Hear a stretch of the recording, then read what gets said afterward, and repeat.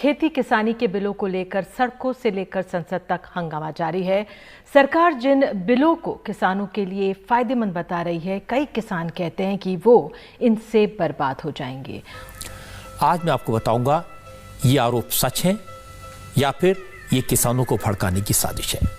एक बिल किसानों को फसल बेचने के ऑप्शंस के बारे में है। अभी जो सिस्टम है उसके हिसाब से किसान अपनी फसल को दूसरे राज्यों में जाकर नहीं बेच सकते और उसे मंडी में ही अपनी फसल बेचनी होती है। अब तक तो किसान सिर्फ मंडियों में अपनी फसल बेचते हैं। अब किसानों को जहां सही दाम मिलेगा वहां अपनी फसल बेचने की आजादी होगी। आप कहते हैं किसान को पहली बार आजादी दी गई है कि वो किसी को भी जाके बेच सके मंडी के बाहर। मुझे आप वो नियम कानून बता दो जो कि आज तक किसान को ये करने से रोकता था। सरासर झूठ है, कोई रोक नहीं है आज। अब देखिए कि ये मंडियों की बात हो रही है और जो चर्चा देश में हो रही है वो भी हम सुन रहे हैं कि मंडी में अगर किसान जाता है उसको एमएसपी मिलेगा, गेहूं और धान पे मिलता है सिर्फ 2 फसलों पे। तो जहां उसको ज्यादा मार्केट में, ओपन मार्केट में जाके अगर बेचता है, अगर उसको 10 की बजाय 15 रुपए मिलते हैं तो अच्छी बात है। अगर कम मिलते हैं तो वापिस आके मंडी में बेच दे। सिर्फ 6% किसानों को एमएसपी मिलता है। 94% किसान जो है वो ऑलरेडी मार्केट के ऊपर डिपेंडेंट है। अगर मार्केट इतनी अच्छी होती तो बताइए कृषि पे इतना भयंकर संकट क्यों होता, इतना घोर संकट क्यों होता। अब सरकार जो नया बिल लाई है उसमें किसान देश में कहीं भी और किसी को भी अपनी फसल बेच सकेंगे। विरोधी दलों का इल्जाम है कि इस तरह से एपीएमसी यानी मंडियां खत्म हो जाएंगी। मंडियां खत्म हुई तो किसानों को मिनिमम सपोर्ट प्राइस एमएसपी नहीं मिलेगा। इसके बाद किसान व्यापारियों को गुलाम हो जाएंगे। लेकिन आज नरेंद्र मोदी ने साफ साफ कहा ये सब झूठ है, बेकार की बातें हैं। क्या ये सच नहीं है कि मंडी के अंदर टैक्स, सेस और फीस लगेगी और प्राइवेट मंडी में कोई फीस नहीं लगेगी? क्या किसान का दिमाग खराब हुआ है? किसी का दिमाग खराब हुआ है कि मंडी के अंदर जाके बेचेगा? मंडी इससे ध्वस्त नहीं होगी तो क्या होगा?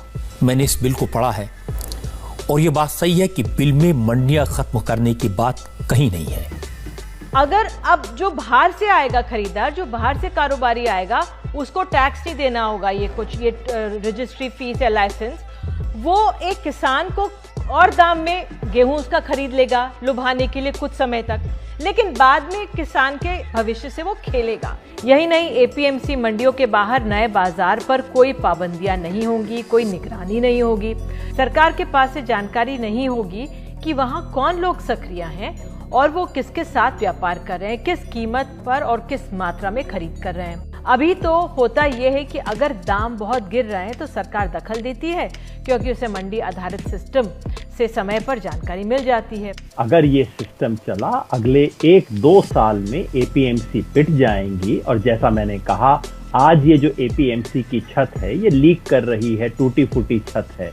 लेकिन आप छत ही हटा दो अगर, तो क्या बचेगा किसान के पास? और अगर मान लीजिए कोई व्यापारी या पूंजीपति किसी किसान को एमएसपी नहीं देता, न्यूनतम समर्थन मूल्य सरकार द्वारा जो घोषित है वो नहीं देता, तो किस कोर्ट में जाके अपील करेगा? वो ये कहेगा कि प्रधानमंत्री जी ने बहुत अच्छा भाषण दिया है, आप हमें एमएसपी दिलवाइए। कौन सी न्यायालय सुनेगी? आप मुझे बताइए, अगर कानून में ही कोई बात नहीं लिखी हुई है। एक और इशू है जिसको लेकर किसानों को भड़काया जा रहा है। कहा गया कि सरकार के इस कानून से किसान अपनी ही जमीन पर मजदूर हो जाएगा, बड़ी बड़ी कंपनियों का जमीनों पर कब्जा हो जाएगा। मैंने बिल को पढ़ा, यह बात तो बिल्कुल गलत है। इसमें एक चीज और ये सामने आए, सेक्शन 8 करके कि किसानों के हितों की रक्षा नहीं करता। इसमें यह भी कहा जा रहा है, मतलब कोई दोनों के बीच, बड़े व्यापारी और ये किसान के बीच, जो बाहरी व्यापारी आ रहा है उसके बीच किसी तरह की अनबन हो जाती है तो एक म्यूचुअल एक्सेप्टेंस सॉल्यूशन को लेकर ये लोग सब डिविजनल मैजिस्ट्रेट के पास जाएंगे और फिर वो आगे जाएंगे कंसिलिएशन बोर्ड के पास। कोर्ट का तो रास्ता खुला नहीं होगा, पहले ही उपज को लाओ, बेचो, पसीना बहाओ और फिर ये झंझट। तो एक छोटा किसान ये कैसे करेगा? आपने गुजरात में देखा कि 2 किसानों के ऊपर 1 करोड़ रुपए का क्लेम डाला है पेप्सी ने, क्योंकि उन्होंने उस आलू का बीज लिया जिसको उनके पास अधिकार नहीं था। 1-1 करोड़ रुपए का क्लेम।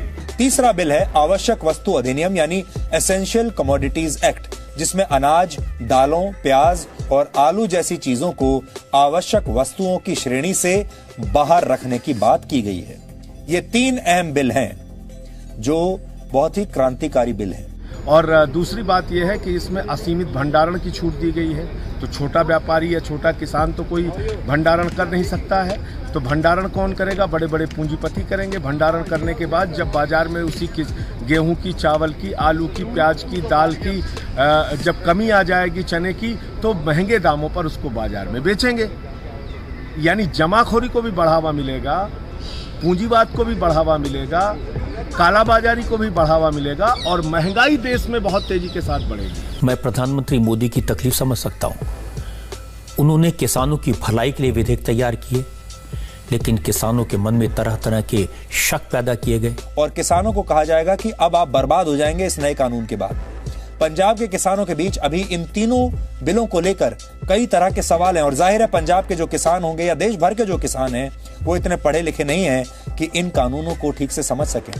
किसानों की बात सुनेंगे तो आपको साफ साफ समझ आ जाएगा किसानों ने न तो बिल पढ़ा है, न उन्हें बिल के बारे में कोई जानकारी दी गई है, न उन्हें कानून के बारे में बताया गया है।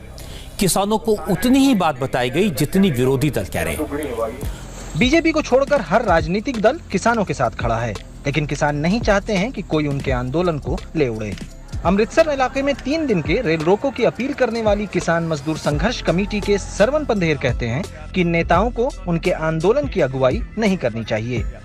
कोई भी सियासतदान, मंत्री, एमएलए, साबका एमएलए, किसी भी किस्म का पोलिटिकल बंदा साडियां स्टेजां ते ना आवे। अलग अलग पॉलिटिकल पार्टी यहाँ पर अपना समर्थन देकर अपनी ताकत दिखाने के लिए प्रदर्शन इनसे करवा रही हैं। ये सब इन्हें लिख कर दिया गया है ताकि ये प्रदर्शन करें, फिर इनकी तस्वीर टीवी पर आएगी और फिर पूरे देश में एक माहौल बनेगा। और कांग्रेस ने माहौल बनाया है।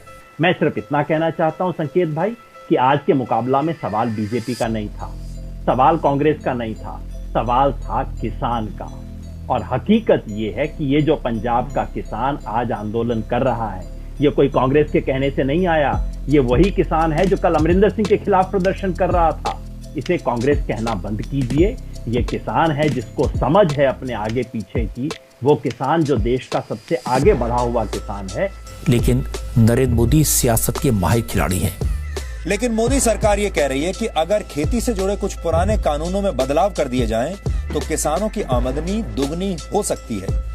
इसके लिए सबसे पहले जरूरी है कि किसानों को देश में कहीं भी अपनी फसल बेचने की छूट दी जाए और इसे ही वन नेशन वन मार्केट कहा जा रहा है, यानी एक देश एक बाजार। मोदी सरकार ने एक काम शुरू किया तो विपक्ष ने इसका विरोध करना शुरू कर दिया। कृषि अर्थशास्त्री देवेंद्र शर्मा कहते हैं कि अमेरिका में भी एक देश एक बाजार बनाने का प्रयास दशकों से किया गया। कॉन्ट्रैक्ट फार्मिंग लाई गई, इसके बाद भी वहां के किसान संकट में हैं। अमेरिका के किसानों की आमदनी लगातार घटती जा रही है, उन्हें सब्सिडी देनी पड़ती है। आज 7 दशकों 6 दशकों अमेरिका और यूरोप में ये मार्केट इकोनॉमी चल रही है। जो हमने बोरो की है वहां से, जो हमने कट एंड पेस्ट की है, हम भारत में लेके आए हैं, वहां पर वो फेल हो चुकी है। आज अमेरिका में ही संदीप जी $425 बिलियन की बैंकरप्सी है किसानों के सिर के ऊपर। लेकिन अब बीजेपी को यह देखना है कि उसे वोट बैंक पर नजर रखनी है या उसे किसानों के बारे में सोचना है। और हमें खुशी है इस बात की कि कोई पार्टी एक ऐसी है जो वोट बैंक को छोड़कर किसानों के भले के लिए काम कर रही है, चाहे इससे नुकसान ही क्यों ना हो जाए, और नुकसान होगा भी जरूर। इस वीडियो के सामने आने के बाद सवाल तो बनता ही है, मोदी कहाँ है तेरा 56 इंच, कैसा है तू रेजिग्नेशन दे दे, तू हट जा। ठीक है, लेकिन टेंशन मत लीजिए, जब तक व्हाट्सएप में गुड मॉर्निंग भेजने की सुविधा है तब तक आपको कुछ नहीं होगा, मैं गारंटी देता हूं।